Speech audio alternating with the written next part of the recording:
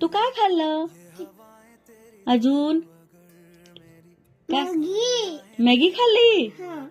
किती खाल्ली मॅगी? 3. छान होती का मॅगी? कशी खाल्ली तू? अशी खाल्ली? सूप पण पिलं का? कसं होतं सूप? असं छान होतं का सूप? कसं पिलं मग तू? कशाने खाल्लं? कशाने खाल्लं? चमचमने? हा, दाखव कसं धरते तू चमचम. कशी पकडते चमचम? अशी पकडते?